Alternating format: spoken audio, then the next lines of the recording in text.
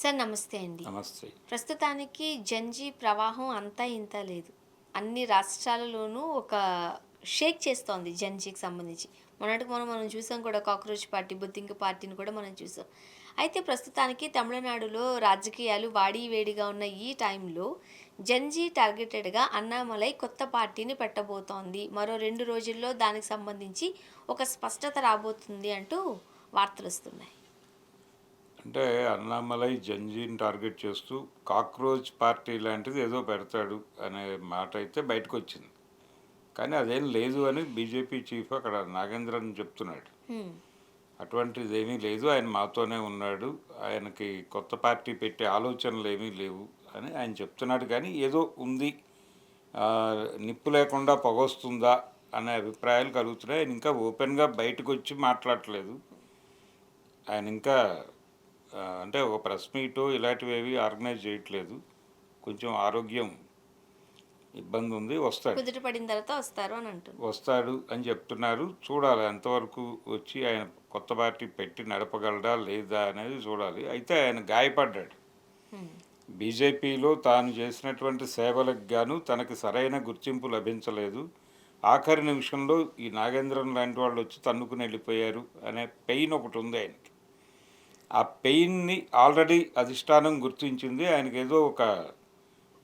ఏదో ఒక పద్ధతిలో ఆయన్ని సంతృప్తిపరిచి ఆయనలో ఉన్నటువంటి డిసెంట్ని తీసేయాలి అని వాళ్ళు కీలకంగానే ఆలోచిస్తున్నారు అనేది అర్థమవుతోంది నాగేంద్రన్ మాటల నుంచి. కాబట్టి నెమ్మదిగా అతన్ని కూర్చోబెట్టి మాట్లాడి కన్విన్స్ చేసి అలాంటి ప్రయత్నాలు ఏమొద్దు, నువ్వు కొనసాగు, నీకు ఏ మేలైనా ఇక్కడి నుంచే జరుగుతుంది అనే భరోసా కల్పించేస్తే ఆగిపోతాడు ఆయన.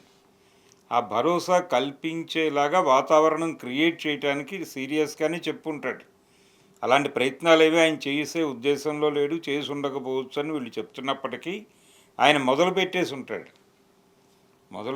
ఉంటాడు. చాలా టాక్టికల్గా జనంలోకి వెళ్ళే ప్రోగ్రాం కూడా మొదలైపోయినట్టుగా కనిపిస్తోంది. అందుకని అన్నామలై కొత్త పార్టీ ఉంటుందా ఉండదా అంటే ఉండే ఛాన్స్ అయితే ఉంది. తమిళనాడు వరకు ఆయన ఒక వాక్యూమ్ ఏదో పట్టుకొని ఆ వాక్యూమ్ మీద పాకులాడతాడు. అది వర్కౌట్ అవ్వచ్చు ఒక్కొక్కసారి ఇలాంటి ప్రయోగాలు, హ్మ్. ఒక్కొక్కసారి దెబ్బ తినవచ్చు, చెప్పలేము. ఇంకొంచెం టైం ఉంది. అంటే ప్రస్తుతానికి తమిళనాడులో ఆ వాక్యూమ్ ఏదైతే ఉందో దాన్ని టీవీకే పార్టీ భర్తీ చేసింది. ప్రస్తుతం వరకు మనం చూసినట్లయితే. అక్కడ రెండే 2 పార్టీలు ఉండాలి టీవీకే ఆల్టర్‌నేటివ్‌గా. ఆల్టర్నేటివ్గా ఎమర్జ్ అయిపోయింది. హ్మ్. టీవీకే వర్సెస్ డిఎంకేనే ప్రస్తుతం సీన్ ఉంది.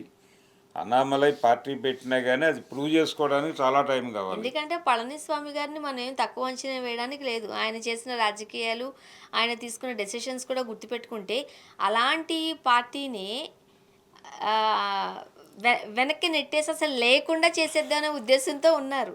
ఇప్పుడు కొత్త పార్టీ వస్తే దాని పరిస్థితి ఏంటి? దాని మీద కూడా అలాంటి దృష్టే పెడతారు. అంటే ఆ పార్టీకి ఒక ప్రయోజనం, అధికారమే ప్రయోజనం కాకపోవచ్చు, ఇంకేవో ప్రయోజనాలు ఉండొచ్చు. ఆ ప్రయోజనాలను సర్వ్ చేస్తే వాళ్ళు కంట్రోల్లోనే ఉంటారు, ఇబ్బంది పెట్టరు. హ్మ్. అందుకని చూద్దాం పరిస్థితి ఏమిటి అనేది వెయిట్ చేస్తున్నారు వీళ్ళందరూ. ఒకవేళ నిజంగానే అన్నామలై ఒక కొత్త పార్టీ పెడితే తమిళనాట రాజకీయాలు ఎలా మారే అవకాశం ఉందంటారు? డెఫినెట్గా కొంచెం వేగం పెరుగుతుంది. ఏమిటి తన వెనక ఎవరున్నారు అనే శోధనే జరుగుతుంది. ఒకవేళ సీరియస్గా దీని వెనకాల బీజేపీనో మరొక జాతీయ పార్టీనో ఉందంటే ఆ పార్టీకి ఆంధ్ర పార్టీలతో ఉన్నటువంటి రిలేషన్ ఏమిటి అనేది క్యాలిక్యులేట్ చేస్తారు. హ్మ్. చేసి దాని మీద ఆ క్యాలిక్యులేషన్స్ ఆధారంగానే చర్చలు జరుగుతాయి. ఒకవేళ ఎవరన్నా వచ్చి అలా మాట్లాడే పరిస్థితి ఉంటే. ఓకే. సో, ప్రస్తుతానికి ఈ తమిళనాట ఈ రాజకీయాలు మనం చూసినప్పుడు ఇప్పుడిప్పుడే టీవీకే పార్టీ కుదురుకుంది. ఇక రాజకీయం చేయడానికి, ప్రజల వైపు తిరగడానికి సంసిద్ధంగా ఉంది. ఈ టైంలో డీఎంకేకి సంబంధించి కావచ్చు, అన్నామలై వస్తుందంటున్నారు. మరోపక్క అన్నా డీఎంకే పరిస్థితి ఏంటో తెలియట్లేదు. అన్నా డిఎంకే అనేది ఇంకా రైజ్ లేదు. అది అది ఆయనకు వదిలిపెట్టేసి వచ్చేవాళ్ళు వచ్చేస్తారు, మిగిలిన వాళ్ళతో అంటే కష్టపడటమే. ఉన్న పార్టీకే దిక్కు లేనప్పుడు ఈ మాట ఇప్పుడు కొత్త. ఇవన్నీ పొలిటికల్ మైలేజ్ కోసం, రాజకీయ బేరసారాల కోసం ఉత్పన్నమయ్యే పార్టీలే. హ్మ్. అంతకు మించి వేరే ప్రాముఖ్యత ప్రాధాన్యత ఉంటుంది వీటి వలన ఏదో జరుగుతుంది అనుకోనక్కర్లేదు. దీని వెనకాల బీజేపీ పెద్ద స్కెచ్చే వేస్తోంది అంటున్నారు. బి అంటే బీజేపీ ఇప్పుడు ఆయన బయటకు పంపించి ఏం చేస్తుంది కొత్తగా? ఒక గందరగోళం క్రియేట్ చేయడం తప్ప ఏమీ జరగదు. వాళ్ళకి ప్రయోజనం ఏమి ఉండదు. అతన్ని లోపలే ఉంచుతారు, హోల్డ్ చేస్తారు. ఇంకొంచెం టైం ఉంది కాబట్టి హోల్డ్ చేసి తర్వాత ఏమిటి ఆయన ఆయన కూడా అదే కోరుకుంటున్నట్టుగా కనిపిస్తోంది. రానివ్వండి, ఏదో పద్ధతిలో మాట్లాడి సెటిల్ చేద్దాం అన్నట్టుగా ఉన్నాడు ఆయన. అండ్ ఈ మధ్య కాలంలో జంజీ మీద ఎక్కువగా ఫోకస్ చేస్తున్నారు సార్ అందరూ. ఇప్పుడు జంజీ అంటే చాలు దానికి ఒక హ్యాష్ ట్యాగ్ లాగా అయిపోయింది. దాన్ని టార్గెట్ చేస్తున్నారు వాళ్ళు. అవును. కాక్రోచ్ పార్టీ తరహా అప్రోచ్ అయ్యి హ్మ్. వాళ్ళు ఎలా అప్రోచ్ అయ్యారో వీళ్ళు కూడా అలాగే అప్రోచ్ అయ్యి కొంత జనాల అటెన్షన్ని గ్రాప్ చేసి అక్కడ మీటింగ్ జరిగినా జరగకపోయినా ఇక్కడ కాక్రోచ్ పార్టీతో మీటింగ్ జరిగే ప్రయత్నాలు ఏవో జరుగుతున్నట్టుగా కనిపిస్తోంది అన్నామలై నుంచి. హ్మ్. చూడాలి ఆయన ఎంతవరకు ఆ లైన్లో వెళ్ళగలడు, సమర్థుడా కాదా అనేది. అంటే ఒక గొడుగు కింద ఉన్నప్పుడు సమర్థత వేరు, బయటకు వచ్చాక సమర్థత వేరు. బయట ప్రూవ్ చేసుకోవాలి. చాలామంది వెనక్కి లాగేవాళ్ళు చాలామంది ఉంటారు. ఆ విషయాలన్నీ ఆయనకి తెలిసే ఒక స్టెప్ తీసుకుంటున్నారంటే ఎటువంటి పరిస్థితులను అంటే ఫేస్ చేసే ప్రస్తుతానికి అవకాశం ఉంటుంది. లేదనేదే వాళ్ళు చెప్తోంది. ప్రస్తుతానికి లేదనే చెప్తున్నారు. చూడాలి ఆయనకి ఎక్కడ ఏ పద్ధతిలో ఆయన అనునయిస్తారు, కంట్రోల్లో ఉంచుకుంటారు. వాళ్ళైతే వదులుకోవడానికి సిద్ధపడరు. కానీ కారణాలు ఏమై ఉంటాయి? ఇప్పుడు జంజీ మీద ఫోకస్‌గా టార్గెటెడ్‌గా ఆయన వస్తున్నామని చెప్పినప్పుడు ఆయనకి ఒకటి సరైన ఆదరణ దొరకలేదు. ఎన్నికల ముందు ఆయన తప్పించటం ఇలాంటివన్నీ ఆయన మనసు గాయపరిచినాయి. వెళ్ళిపోయాడు బయటికి. ఇప్పుడు మళ్ళీ ప్రాపర్ ప్రపోజల్స్తో వస్తారు వీళ్ళు. ప్రాపర్ ప్రపోజల్స్ వస్తే ఆయన బయటకు వెళ్ళాల్సిన అవసరం ఏముంది, మీరన్నట్టుగా లోపలికి వచ్చేసే కూర్చుంటాడు. నిజంగానే బయటకు అంటే ఒక్కొక్కసారి మన మన మనసు గాయపడ్డప్పుడు కొన్ని సందర్భాలలో మనం ముక్కుసూటిగా వెళ్ళడానికి ఇష్టపడుతూ ఉంటాం. స్ట్రెయిట్ ఫార్వర్డ్‌గాని.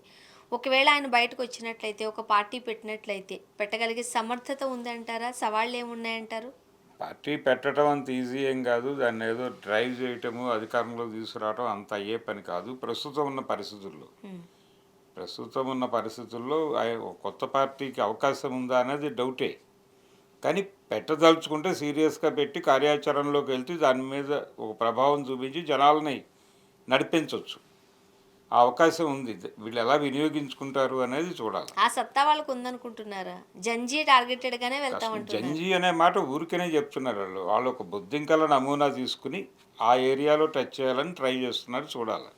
వర్కౌట్ అవుతదా సార్? ప్రస్తుతం ఉన్న తమిళనాడు సీరియస్గా రాజకీయాల్లో? చేస్తే వర్కౌట్ అవుతుంది. సీరియస్గా చేస్తే వర్కౌట్ అవుతుంది కానీ వీళ్ళకి కాన్సెప్చువల్గా ఏం ఆలోచిస్తున్నారు అనేది గందరగోళం. అంటే ప్రస్తుతానికి డీఎంకే, బీజేపీ కలిసిపోయాయి. అవును. ఈయనేమో బయటకొస్తారంటున్నారు. వచ్చే అవకాశాలు ఉన్నాయి ఎవరు అంటున్నారు బయటకు వచ్చే అవకాశం? అన్నామలయ్య గారు.